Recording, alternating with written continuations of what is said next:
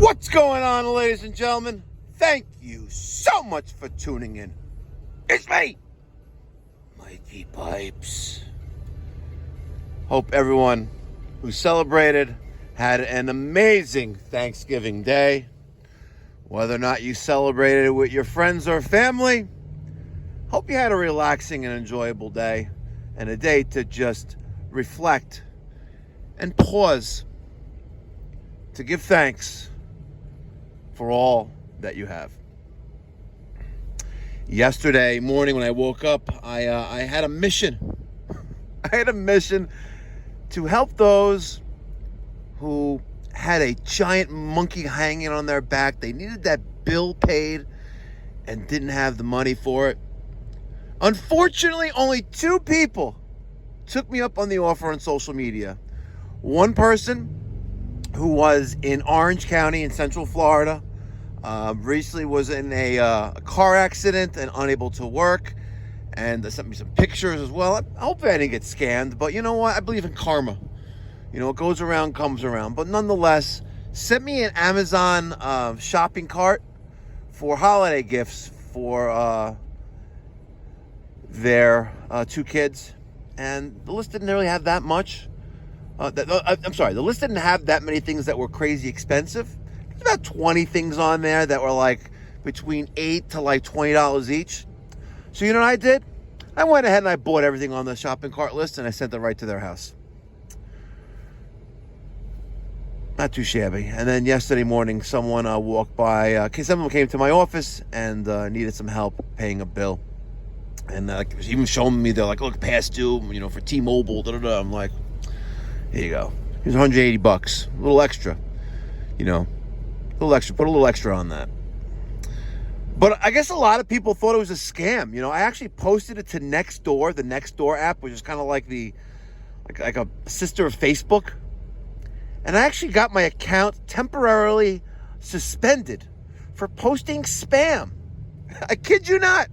My account was temporarily suspended until the 2nd of December for spamming.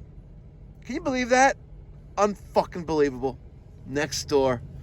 And I guess it proves a point that I guess the people that use these like apps that make you antisocial, you know, because it makes you be social digitally without being face to face with anyone. I guess they're all a bunch of fucking losers. Yeah, Nextdoor. I've had so much nonsense from Nextdoor. It's just pathetic. Yep, losers at Nextdoor. I kid you not. Suspended my account temporarily for spam. And all I did was I introduced who I was, the company that I have, my nonprofit, which is a 501c3 charity, and that we're going to be generous on Thanksgiving Day, that if you have a bill that needs to be paid and you can't afford it, you're struggling, come by my office at 1010 Central Avenue, or reach out to me, or put a comment in the comment section down below, and I will either give you a cash gift, or I will sell you the money. Unbelievable. Unbelievable. All right, I'm at the shop. It's Friday morning, Black Friday. Everyone has the day off, including my wife. I am working today. I have 2 service calls, and I am going to restore someone's heat, and then I'm going to size up a job that we went to last, I think it was last Sunday, 2 Sundays ago, where someone decided to use Aquapex for heat packs and decided to try to make a floor warming system to heat a newly renovated kitchen. And you know, I think the contractor had something to do with that. Absolutely. Yep. Insane. All right. I need to get some coffee. Yep, I need some coffee. I haven't even had my coffee yet. Yet these ignorant and these people that really don't know how to behave in America decide to freaking try to steal money from my family. Yep, we have a dispute on a credit card from someone who does not have an Americanized name. Now, I'm sure this is going to get me in trouble with YouTube, but a lot of you are going to agree. So I am going to make a shot of espresso. Okay, and let me show you the complaint from Shakil Khan. A little bit of a background history. Shakil Khan needed an emergency service call for his wall-hung tankless combi last Friday to replace the three-way valve that wasn't providing, I think, domestic hot water or space heating. The manufacturer had sent the part to the wrong house, and he was able to retrieve it 2 days later and called at 3 o'clock on a Friday evening after we closed at 2 o'clock. He starts engaging with our text messaging service because he had an appointment made for Monday, but he wanted to circumvent the system, and he started to reach out directly to the technician through that same SMS messaging service, right? And let me show you what that says. So we gave him our rates for emergency service. We told him we can come there within the hour, in about an hour, sorry. And the guy said, yes, please come. Okay? And there are some that are going to side for the homeowner in this case, saying, well, maybe, yes, come on Monday, 10 o'clock. If that was the case, he would have not let us into the home at that time when we came less than an hour later. So let me tell you what I did just now. But first, right before I do that, I get to my office, I go to my desk, I'm about to make a phone call to schedule the guy who called me late last night so I can get to him in 8 minutes from now.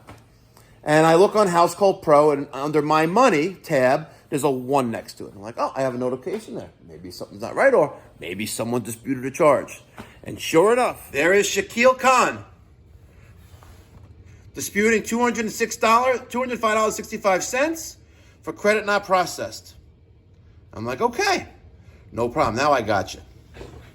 I sent him an email. Well, I'm about to send him an email. And it says, Khan, please be advised. This morning, Pipe Doctor Home Services received electronic notification that you disputed the charge for services approved and rendered. Specifically, that date, that amount, that invoice number. Later today, I will be submitting the following documentation along with a digital phone recording to the District Attorney's Office to file charges for theft of service, which is a misdemeanor, petty larceny, which is a misdemeanor, falsifying business record, which is an E felony. When you lie, cheat, and steal from another person or business, that is a crime. I will do my best to make sure you are held accountable to the fullest extent of the law. Handle yourself accordingly. In my name, I got a picture of the text messaging where he approved it, and I also have a picture of the invoice, PDF. And there you go. I don't fuck around. Hey, Mr. Khan, if you're listening, if you did that in your home country, would they cut off your hand or your arm when you steal from another person or business? So, Mr. Khan has one thing to his advantage, is that he lives in the 5 boroughs of New York City, specifically Queens. However, Queens is not Manhattan. So that's to my benefit. Because if I was going to Alan Bragg's district attorney's office, they was like, it's a civil matter. It's not a civil matter, but whatever. That's their position because you have woke law enforcement in Manhattan County, New York County. But in Queens County, it's a little different little story there, right? If you approve something, it's like going to the store, shopping, right? You bought this widget. By the way, the top tits, the CT580, amazing device. Amazing device. I use it on every single service call. You walk into a store, you buy something, and then you're like, I don't think it's worth $1,000. I think it's worth $800, and I'm going to dispute $200 for a nonsense reason. That is theft. And when you file a business record showing that you're trying to deceive, that's called theft of service. That's called falsifying business records. And when someone provided a service for you, that's called theft of service. So, Mr. Khan, you may not be sitting in prison for 1 to 3 years for an E felony, but I'm going to be sure that you're held accountable. You can mark my words. I'm a very generous and forgiving man. But when you steal from me through deception, you're going to be held accountable. Thanks for watching, guys. Catch you in the next one. Be well. God bless. Stay safe.